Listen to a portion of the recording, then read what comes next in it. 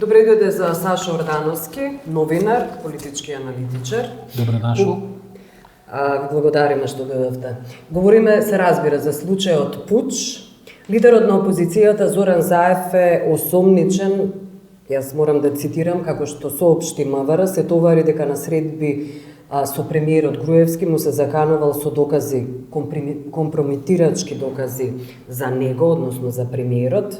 Заканата ја конкретизирал со тоа што од Груевски барал да ги прифати неговите барања за формирање на техничка влада, да се распишат предвремени избори, а за возврат ветувал дека нема јавно да ги објави податоците.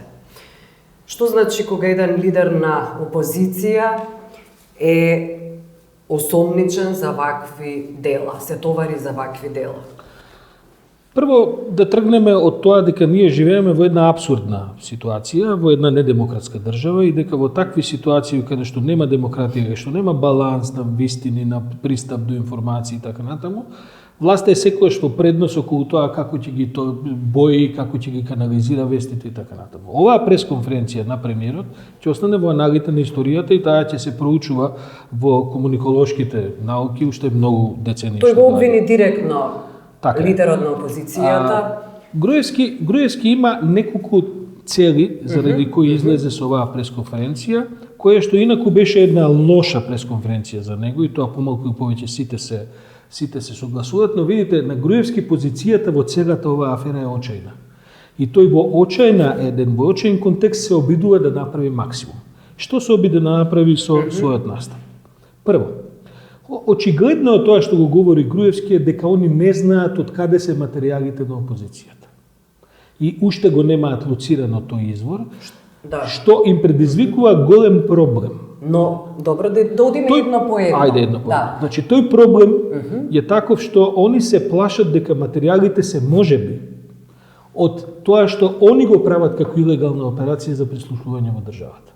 Видите, едно е што има во материјалите, а друго е ако се испостави дека самата држава на некаква парадржавно ниво прави илегални операции за такви големи операции на прислушкување, на снимање и така натаму. Тој Заев го Заради тоа беше неопходно премиерот да го спои господинот Заев, лидерот на опозицијата, со евентуална странска служба, за да покаже дека тоа не е од нас, тука е негде од странство. Што е странството? Соседна земја. Која може да биде соседна земја? Не треба многу да се нагаѓа. Овдека за предавници и за помали работи се обвинува Грција. Што и да каже Грција некогаш ако нешто каже ќе биде прогласено за неточно и фактички се обидува и потоа во спиновите што се прават на нивните пропагандни програми, се обидува да се спои Заев и тоа да се представи како готов чин, дека е тоа стигнат од странство. Добро, како вели во образложението на ова решение за Заев, кој се однесува дека сторил кривично дело, се сомнева, така вели, пишува дека контактира со непознат, зошто всушност му го одземаат пасошот, дека контактира со непознати лица во странство и самиот често патува во странство. Мислам, видите, тоа се такви правнички абсурди да човек не треба да биде многу веш правник за да разбере дека се абсурди. Што значи тоа контактира со непознати лица? Како судот утврдува дали е некој познат или непознат за тој што го апси? Што тоа значи? Има ли конечно право некој да се види со непознат лице? Второ, какво е тоа често патува во странство? Што значи тоа? 2 пати дневно е често? 3 пати неделно е често? Беше фатени дека оди пешки во Дали одењето пешки е кривично дело? И така натаму, значи, кажете, ова нема врска со правните контексти, ова има врска со пропаганда. Значи, пропагандата е она што му е примарно на премиерот и тоа се обидува да го направи. Да го спои прво лидерот на опозицијата со предавничка активност, со замисли. Могите, он често се гледал, патувал во странство и често со непознати лица се гледал. Тоа е веќе знак за предавство. Второ, премиерот се труди на секаков начин да оневозможи објавување, ако воопшто постојат такви материјали, а очигледно постојат, бејќи самиот е уплашен за тоа, да оневозможи нивно објавување во јавност. Заради тоа покренува и пресудува. Пазите, премиерот држи пресконференција уште пред да бидат уапсени луѓето. У процес на валда не беа изведени ни предистражни судија. Оме ќе прогласи дека ќе има судење, дека тоа судење сите внимателно гледајте го. Од кај знае премиерот? Па можеби обвинувањата не држат. Може би судот нема да се реши да покрене суд. Токму ова решение и образложение за Заев говори за дека треба да се почитува презумцијата на невиност. Многу му е важно на премиерот секое објавување материјалите да се случи во високо контролиран судски процес. Затоа што судот на крајот, како и во претходните, пазите, за шпионажа се работи, веднаш ќе прогласи дека голем дел од тие материјали се државна тајна и дека може да има само достап на одредени лица. На тој начин премиерот ќе испрати закана до целата јавност да оној што ќе се дрзне да објави нешто од тие материјали, зашто во крајна линија постои интернет и така натаму.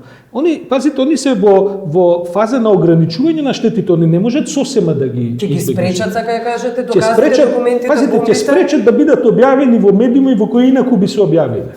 На телевизии национални, во Како би национални спречиле? вестници. Со тоа што ќе набијат страв, со право, дека ќе биде големо кривично дело ако некој го објави тоа, бидејќи тоа дел од судски процес. Но Заев е подготвен да биде уапсен. Не се работи веќе за Заев. Сега веќе се работи за информативните куќи кои што ќе се уплашат реално да влезат во објавување тие дела. И ќе го препуштат Заев на судски процес. Па таму што се објавува, се објавува. Ќе видиме дали нешто ќе излезе. Па тоа ќе трае со месеци, па ќе се умори јавноста, па ќе се исцедат сите. И да тоа едноставно стане неважно. Во прашање е храброста или некаква кривична постапка кога го говорите за медиумите? Храброст на новинарите и на медиумските куќи? Говорите или преку кривична постапка тоа би се оневозможило? Ширење на документите. Не знам што ќе избере државата да прави. Оваа држава се покажала како високо репресивна кога сака да спроведе цензура.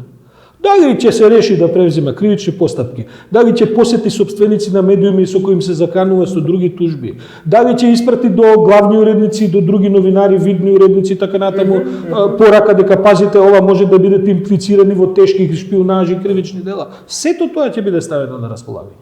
Важно, јас од сега ви кажувам дека резултатот ќе биде многу големо намалување на објавувањето на тие материјали. Но не можат да го спречат Заев или било кого од опозицијата да излезе на плоштад и преку митинг да ги соопштува доказите, доколку биде спречен телевизискиот филтер. Да, и што ќе се случи со тоа што ќе излезе Заев на плоштад и ќе ги кажува, кој ќе го пренесе тоа?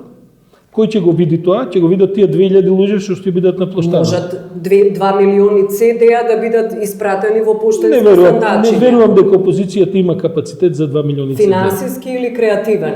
Не е само до креативноста, се работи за општ капацитет, нема ресурс, тоа има државата. Ја мислам дека државата ќе испрати 2 милиони CD-а со свој материјал до поштенски сандачи. Контрабомби. Груевски е подготвен. Видите, и Груевски уште нешто многу важно на пресот направи. Значи, едно е да не се објави содржината. Второ е да се спои лидерот на опозицијата со предавничка активност.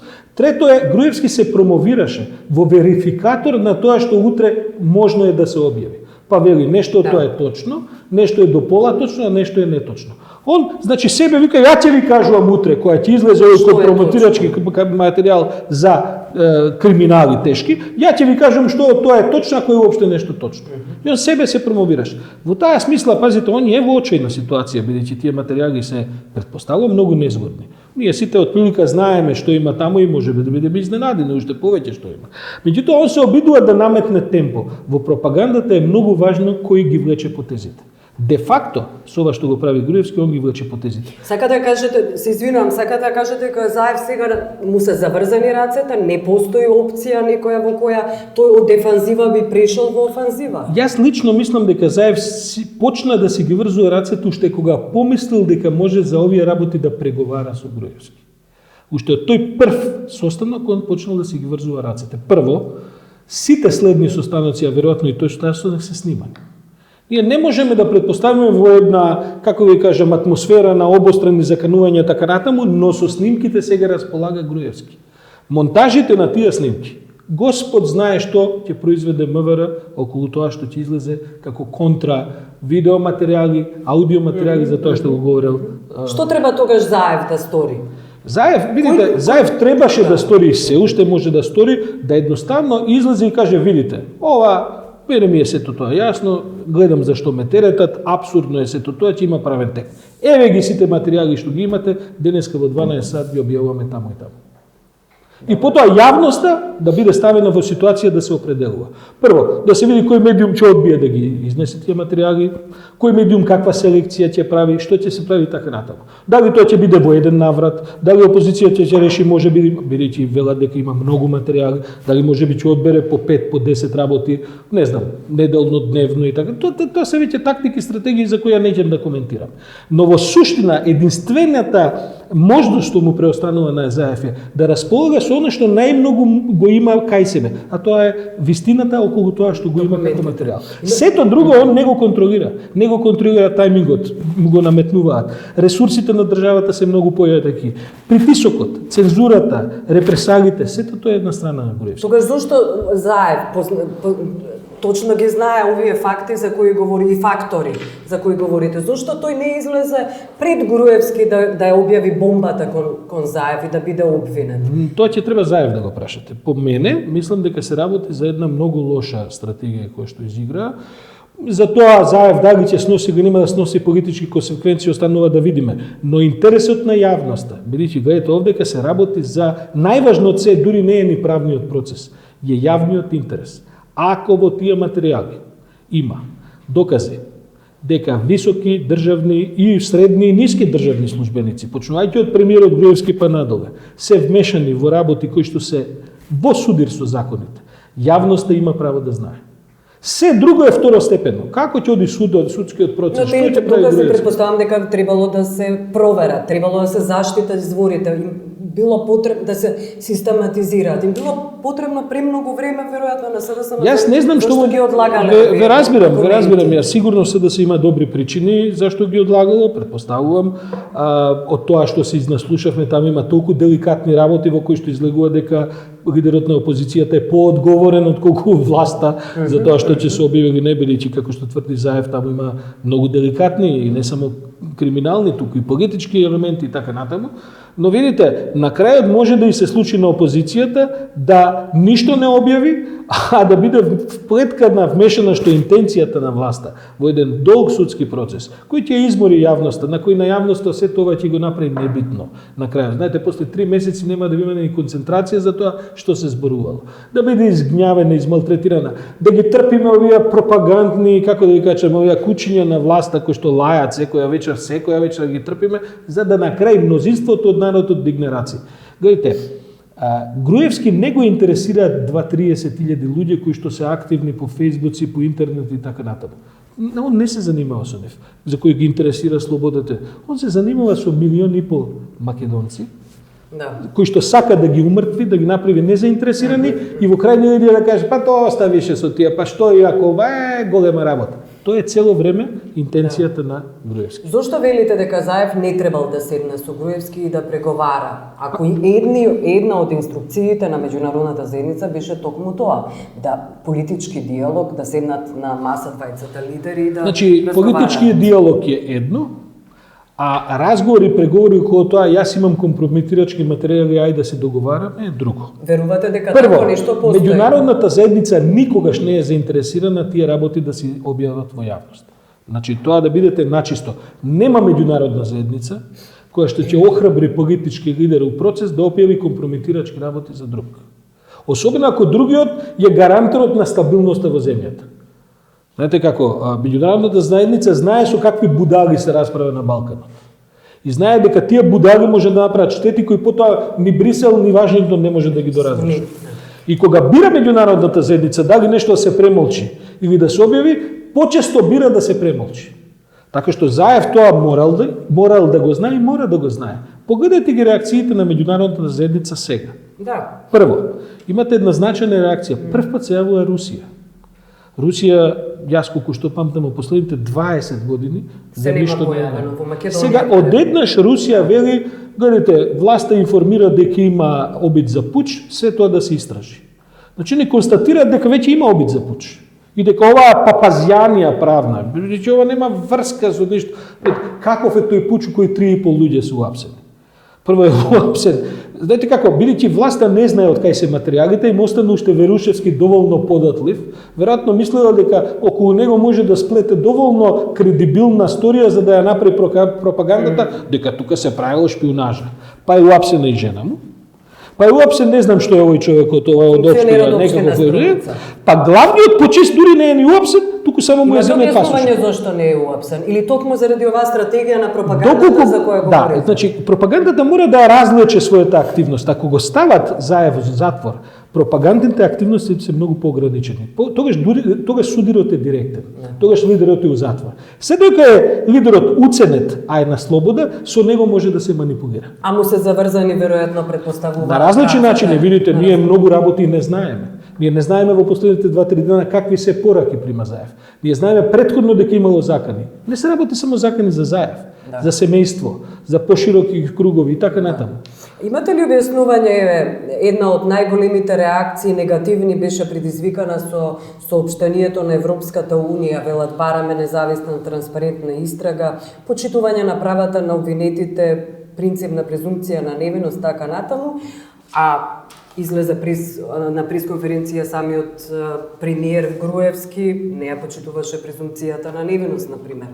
Во извештаите на Европската Унија и Американската амбасада се повикува со барање на транспарентност, демократски вредности, почитување, така натаму. Видите, ја веќе ви кажав дека во историјата на Балканот последните 20 години Брисел и Вашингтон со разни будали на власт си имаат работа. Значи, знаете како, несомнено е дека они имаат точна слика со кого си имаат работа. Несомнено е дека они знаат што е презумпција на невиност. Што да прават? Кога они реално го поддржуваат Груевски во изминативе години. Го напунија со пари, премолчија милион работи, премолчија земјата да падне на последни места у се. Они само констатираат секоја година како подлабоко тонеме. Вие го знаете името на европскиот амбасадор во Скопје? Како се вика? Тоа е најголемата шега Никој не го знае. Може не постои човекот. Ја мислам дека не постои човекот. Второ, еве амерички амбасадор нема. Европски амбасадор нема. Соопштението на Европската Унија не знаете кога даде? Прес офисот у Брисел. Да. Сабота е, луѓето се на одмор. Сега да кажем, разбирате, најдуваат на власт во Македонија кој вика, баш се извинувам сега на речникот, ама баш не заболе вие што ќе кажете. Ние ќе идеме да го апсиме шефот на опозицијата. Што сакате можете да кажете. И овие викаат, чекај, немој сега да го апсите. Сега малце презумпција, малце да биде коректно, па немојте така, па сега богати. Тоа е реакцијата на меѓународниот фактор. И мислам дека ќе направи голема грешка опозицијата и веројатно јавноста доколку вложува големи надежи во странците. Видите, ја не викам дека странците треба сега да ги псуеме или да ги прогласиме за непријатели и така натаму. Нивниот интерес е стабилност на Македонија, не демократијата. Они гледаат на македонскиот режим како на уште еден режим кој што крадел, такви имаат колку сакате, не у светот на Балканот се спомнува. Но додека не се заканува на стабилност, особено меѓу етничката, се разбира. Он е прифатлив. И заради тоа толерираат се и се што. И да ви кажам нешто, видите, на крајот на криштата, ако мислите дека Груевски ќе падне од власт со преговори, имате многу голема погрешна математика. Ако Заев мисли дека Груевски со некакви материјали ќе го принуди на демизија, он има многу погрешна математика. Такви изјави даваше.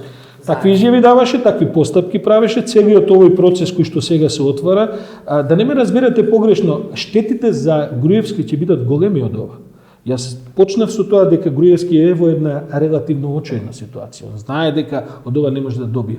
Но гледате, Груевски е човек кој што паѓа, кој што тоне и гледа што повеќе луѓе со себе да повлече. На крај ќе повлече и Македонија со себе. Тоа се гледа кај оди работата.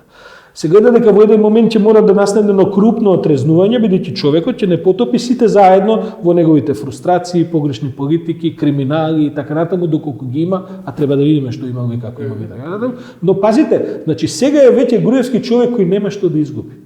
И како таков го гледаат и од Брисел и од Вашингтон, затоа е он опасен. Бидејќи он е веќе толку, знаете, после 9 години на власт, он и неговите се толку заглибени во проблеми за кои нив им е јасно дека нема веќе враќање назад. И сега се обидуваат да што повеќе луѓе повлечат во тој, да настане една матна ситуација, па да се види во тој смут како ќе може да се организира целата работа. Добре, јас благодарам што бевте. Благодарам и на вас.